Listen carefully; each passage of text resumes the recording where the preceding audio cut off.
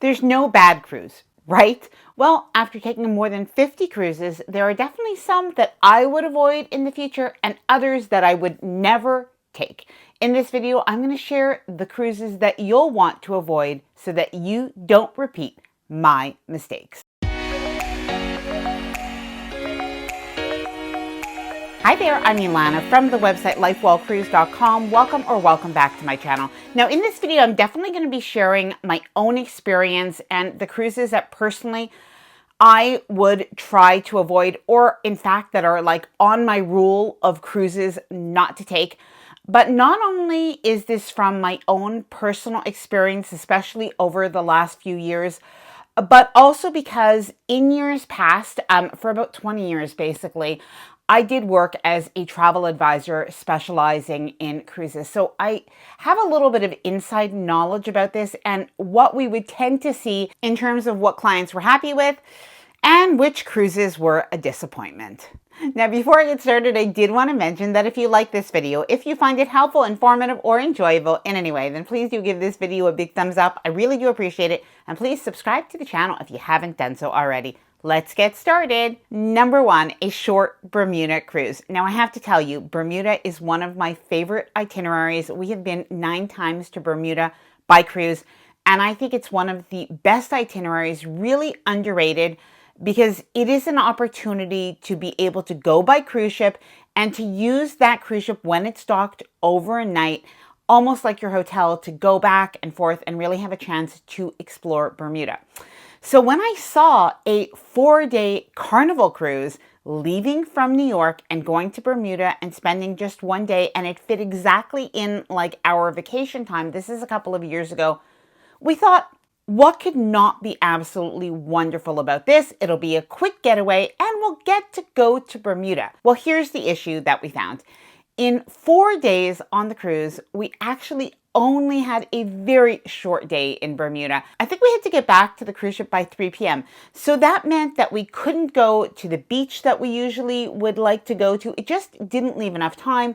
So we got off the cruise ship, went to eat, walked around a little bit, but it just didn't feel like enough time to actually see the island. And because we were on the ship for 4 days, that meant that we basically had 2.5 days on the ship and only probably about 8 hours in port. And I have to say, when we got back from that cruise, we just didn't really feel fulfilled. Now, there is a second thing as well. This was a 4-day Carnival cruise, and it doesn't mean that Carnival wasn't good. In fact, in some ways, it surpassed our expectations for that cruise.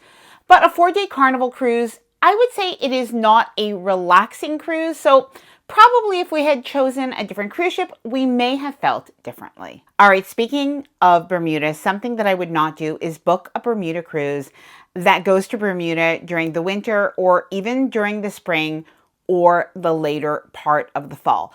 Now, there is a reason. It is because Bermuda cruises tend to get rerouted if the weather and the seas are not good. And what happens when Bermuda cruises get rerouted?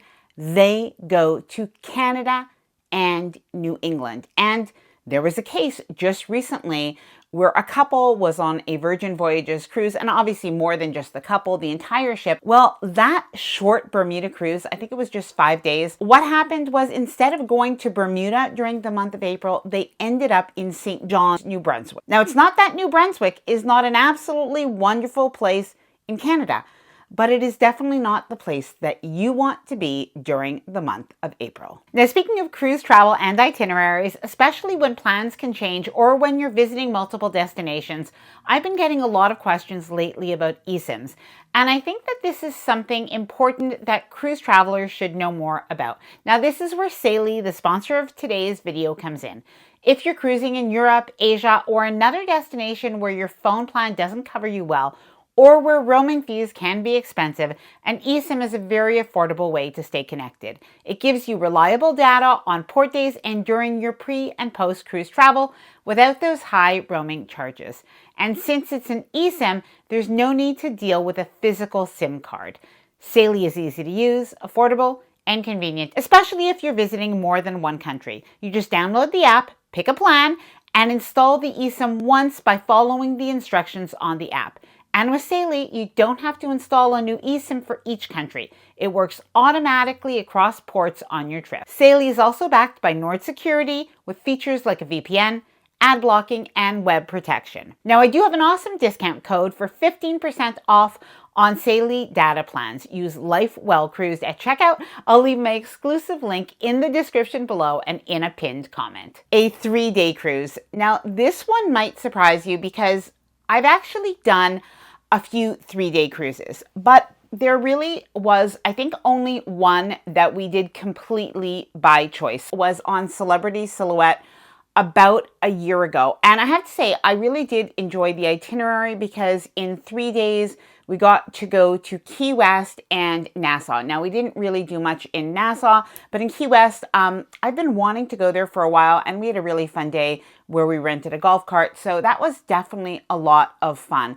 But something that we realized is this didn't really feel like a celebrity cruise. So in contrast to like the Edge class ships, or even we've been on Celebrity Summit, which we love, and I like the ship, but the atmosphere of a 3-day cruise, it really is genuinely very different. Overall, it was much more of a party cruise, a lot of bachelorette and bachelor parties, lots of families because it was a weekend cruise.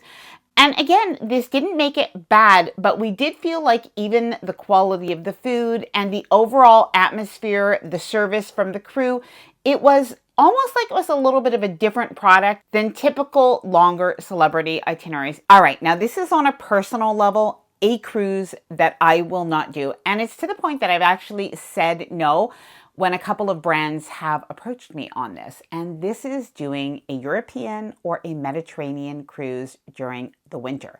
Now, during the winter time, there are more cruises that actually do sail even in the Mediterranean or in different parts of Europe. And I do think that if you're European, maybe this is something that you won't mind doing because it sort of is close to you. But I can say from a North American perspective that for me, going to the Mediterranean, traveling in Europe, it still feels very bucket list for me, if you will. I absolutely love it.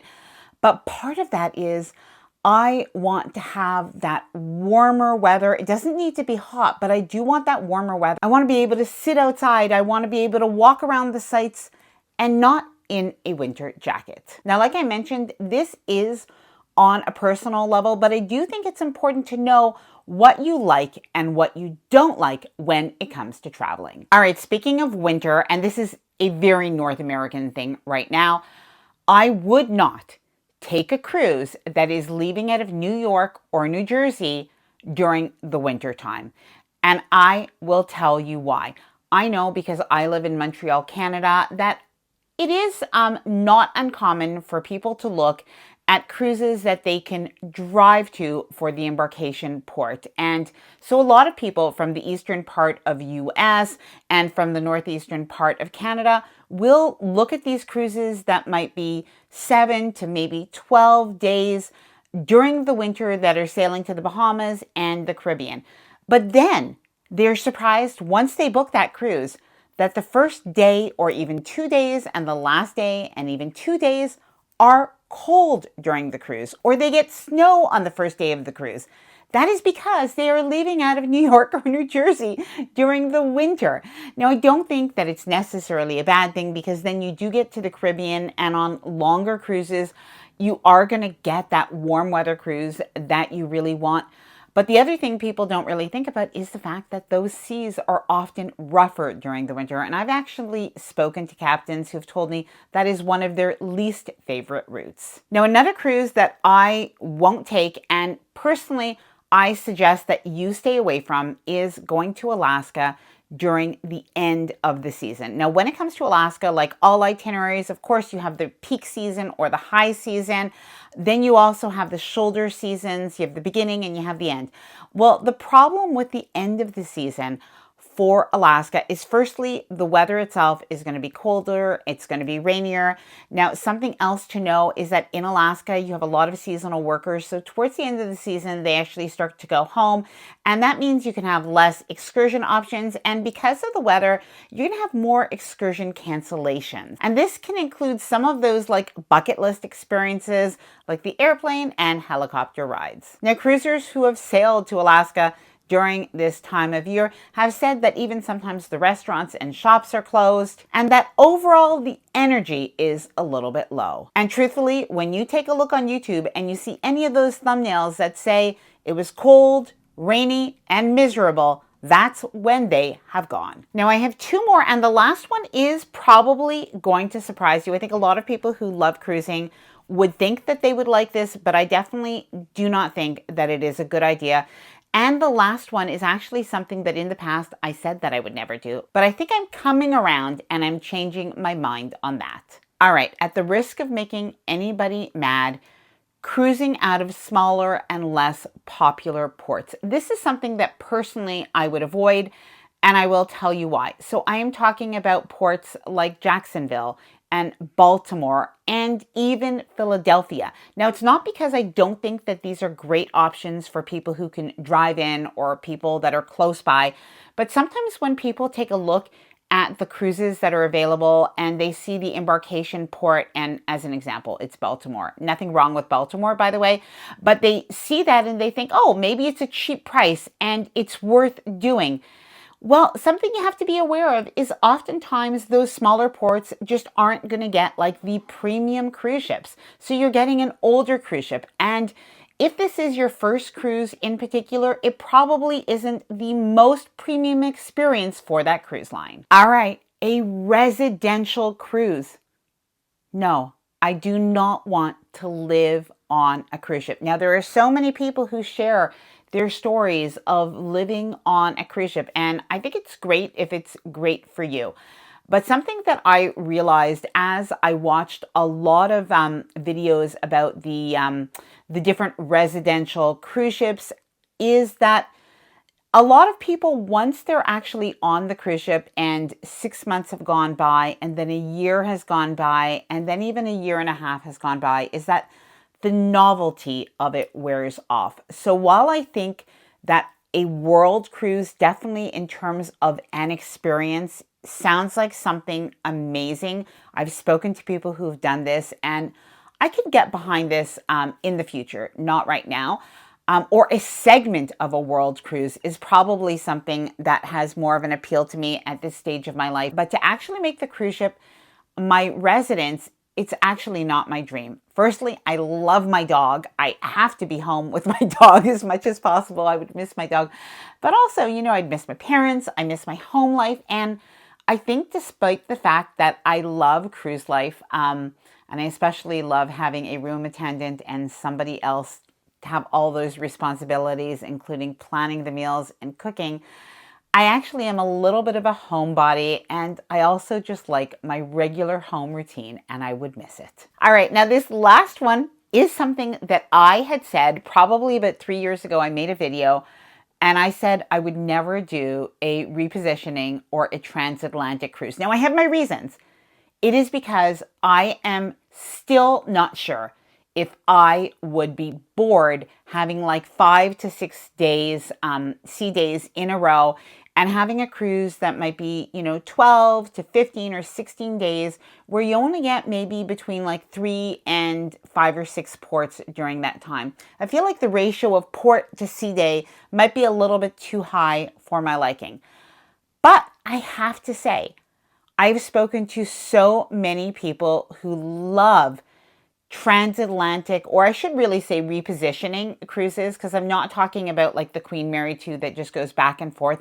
That I still don't think that I would like. I think I need some sort of land to look forward to. So let me know, either way, if you've tried this or if you're thinking of it. I have friends that they'll do at this point now 2 transatlantic or repositioning cruises a year. They absolutely love it. They're trying to convince us to go on one with them next year. So let me know what you think, and if you've done one, what you like best, and even what ship you'd recommend. Now, in case you're wondering, I do make videos of all of the different cruises that we go on, so I will leave that playlist right after this. And I'd love to hear from you. Please let me know, what is the cruise that you would avoid?